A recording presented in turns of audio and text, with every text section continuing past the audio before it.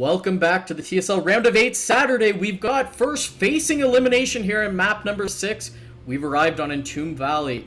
Sting in the bottom right as the red Terran player would build a large fan base here should he be able to take out first and move on into the round of 4. His opponent, who has something to say about that, in the top left as the blue Protoss, it's LG I am first.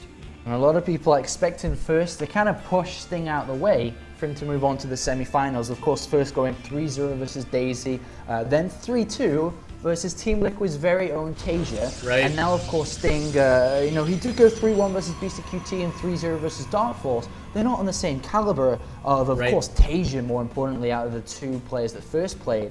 And I think that everybody's kind of expecting first to carry the flame for Tasia, saying, all right, you beat my favorite player, well, you goddamn better win this tournament now. So, Sting, indirectly, through winning against first, could actually create anti-fans. It would be hilarious.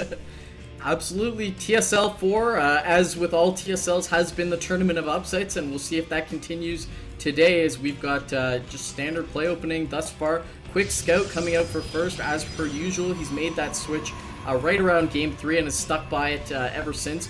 We see Sting has not dropped the refinery yet, as he's just dropping the barracks. Not actually possible to make the refinery yet, and he's going back to that kind of old style where he wants to wall in. No, he's just scouting. Okay, so he's going to scout and put a proxy barracks. Yeah, he may come back to build the supply depot. Oh no, proxy barracks indeed, as you said. Sorry, I wasn't really clicking there. But proxy barracks, interesting. I think, though, that first should be checking the natural. I mean, if of course, if the wall-off isn't there, which it's going to be. And to be honest, if the wall-off wasn't there and the supply depot was in the main, he'd probably check. But with the supply depot walling off here, he's going to go up the ramp and be like, God damn it, again? I'm not going to see anything again. And I doubt there's real reason to check the natural. If you think about it, though, he did check the natural last time, but that was with gas. So this is a little bit different. He hasn't got any information, and the Marine's going to be able to push this probe away immediately. Oh wow, what timing for the Marine to pop out. The supply depot going up. Where does this probe go? It runs away from the Marine and it doesn't scout that. And unfortunately, as you mentioned, he checked the natural last game, but different circumstances, and remember, it didn't pay off. So maybe he's kind of changed his thinking based on that failure last game and isn't going to scout the natural. Really unfortunate here for first. Let's see how he follows up. Very standard, as we've seen him play standard thus far. 2 in both of the assimilators, finishing up that cybernetic score. Let's see how he follows up. Well, with 2 in each assimilator, I think that pushes more so towards an expansion coming down here, which is probably going to be, making stars in Sting's eyes. Simply because he's expecting the Nexus to come down, he's expecting a Robo to come down, he's expecting the second and third gateway to be laid, just so he can do maximum amounts of damage with Marines early on, and probably bring a couple SCVs for a bit of a bunker rush. I wouldn't even be surprised. And if that's how this map shapes out, and that's what Sting is building an image of first to do, then this could be disastrous here. And as you mentioned, here comes the probe over to the natural area, going to save up for 400 minerals and absolutely going to drop that Nexus down with the Marines trying to deal with any sort of scouting probes. Look at this, it's going to run. Oh, I thought the Stalker was going to be able to pick up the Marines, but unfortunately the Stalker recalled back into the main base. The Marines running into that treacherous banana hallway. And let's see how aggressive. He's actually not bringing any more Marines, keeping them at home now.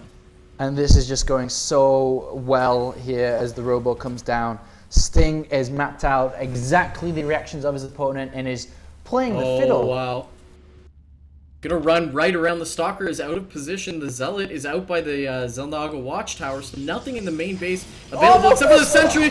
Force field does go down, but there's going to be a slight delay charging up the ramp. He does not have warp gates completed. Stalker and Zealot trying to come back, and the force field is now going to be down, and he's able to charge up the ramp, cancel that pylon, and let's see what he does with the Marines. Going to catch the Stalker.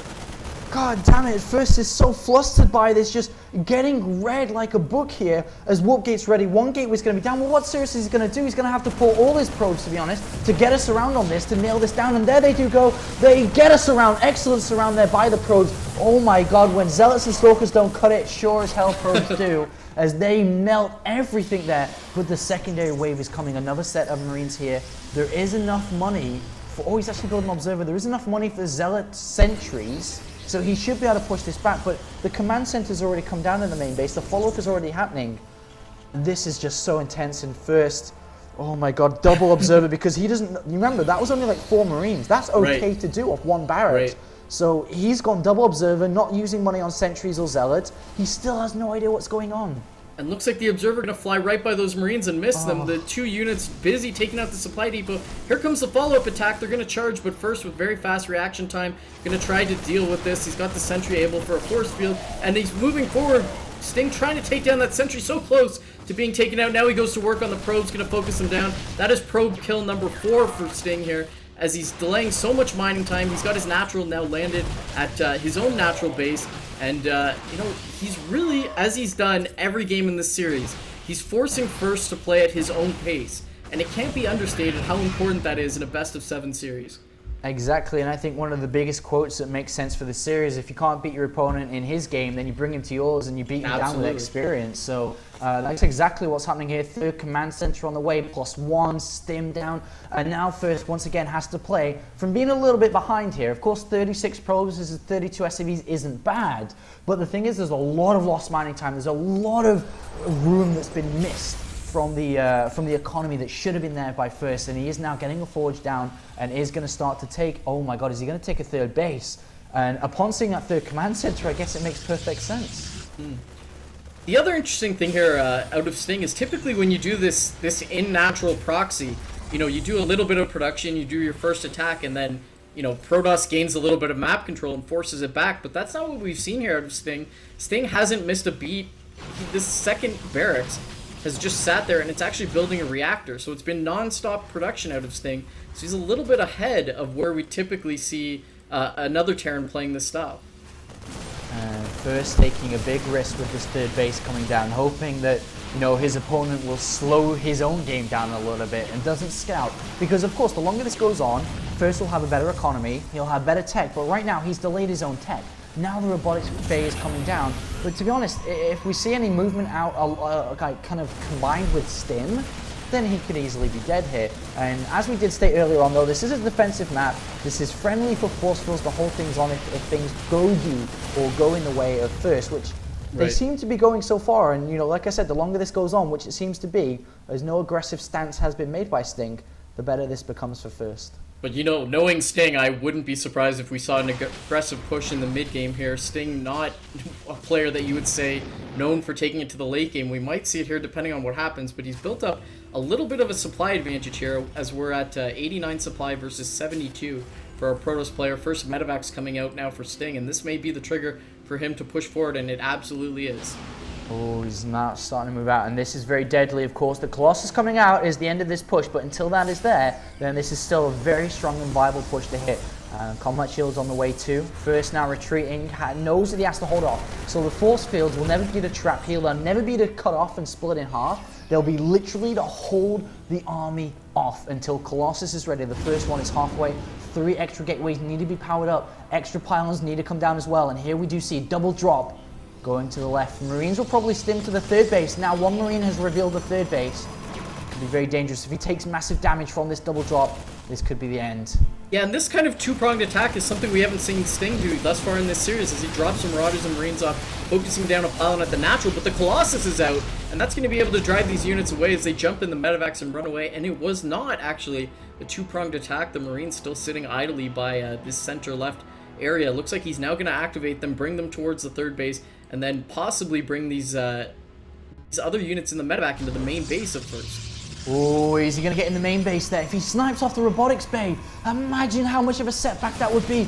And there's so many mortars in here too. What is he going to do? He focuses the probes. If he stims up, oh, he's going to get it! And thermal lance too. This is so big because that is everything that First is relying on in this game. Meanwhile, in the 3rd base, the Marines able to stim in and focus down the probes. Look at all these probes going down oh so quickly. Zealot taken out, trying to just stall for time. Looks like he's split his attention trying to deal with the probes. Now focusing the Nexus. There's been no reaction from First. He's pulling his probes. Oh my god, it's crisis time here for First as he's trying to deal with this 3rd warping in. Looks like he is going to save his 3rd, possibly, yes, but the natural is still under siege and there's no mining going on at the natural. And the gases have been sniped to prevent thermal lance and any Colossus to continue to come out here. And Sting just coming out, boxing here in this last, oh my god, potential last final map. First had run his probes and just right-click to the main base of Sting. So a nice train of 6 probes just runs into Sting. God. And Wow. like I said, First is so flustered here. Another Absolutely. drop down here. Another pylon going to fall down here by the looks. And this is so big. Where's the robotics bay? He's just abandoned it. He's gone over to Templar Archives. Zealot charge on the way. His upgrades are decent. I mean, they're not bad. They could be better, but they're decent for now, especially if they are able to complete, which they're very close to being. +2 armor, +1 attack. But 2-2 is on the way now for Sting. Still building a lot of Vikings. So if he overcommits the Vikings, this actually could help out, considering that the Templar Archives is down. A lot of gas available, but the damage to the probe line, 35 probes throughout this game have been killed. Wow. And you know, this is a Sting we haven't seen thus far in this series. He doesn't do anything tricky. He just plays solidly. And, you know, he has that little early game move that throws his opponent off. And I think First has actually never recovered from that. He's still been flustered, as you mentioned, all game. And just a commanding lead here out of Sting. Not missing a beat, dropping 2 more barracks at his natural. He's got another command center going down at his 3rd, bringing the count up to 4. He's got those 2 starports, one of them reactor, and even upgrading ship weapons level 1. That's how far ahead he is. One thing that's really missing down is just a lot of Zealots. He's currently at 15, but he needs more than that. Look how many Marauders are. They're actually going to try to weather the storm here. And especially because the Ghost Academy is so late, they're going to be splitting all over the place. So storms have to be crucial. Likewise, if you look at the other side, if Sting wants to win this game, he just has to spread. That's all he needs to do. 2-2 is soon to finish. The upgrades have stopped now, and basically what that's telling us is that First is saying, holy crap, I'm in trouble, and the only way I can actually hold on to this is if I spend all my gas in high tempo. I'll make sure these storms are crucial, because that's what he's going to have to do, and in comes the attack with 2-2. Absolutely, and when you commit to that, when you give up your late game play, you have to win this battle. If they trade, that's still going to be a win for Sting. As he approaches the 3rd base, tries to run up the ramp, a lot of storm opportunities here as the Templar try to group up and deal some storms. Guardian Shield going up, Force Field's trying to trap the units, but Sting just has so much, and with the Medivacs healing the units, he's able to charge. He's gained control of the ramp, sneaking by, Zealots charging in, but this dwindling army from First is not looking good. And there was even 17 SCVs just getting in there to buffer initial damage there, to waste Storm as well. And Sting has such a good position. Vikings are landed as well. Where are the Storms? They just haven't hit. He lost his ramp, as you said, and upon losing the rest, the Storms are good there. But does he have enough? There's just too many units. There are too many units here. So much of a bigger supply, and this is just getting eaten up. And now with the Vikings, just free reign on the Colossus. Colossus forced to run away, not even a part of the battle anymore. Naturally going to get torn down. There is complete free reign for Sting as he's able to deal with any units. Reinforcements charging up. The final of the storms going down as an Archon valiantly charging in, trying to deal with this Terran army. But it's just not going to happen. And GG called by First. Eliminated.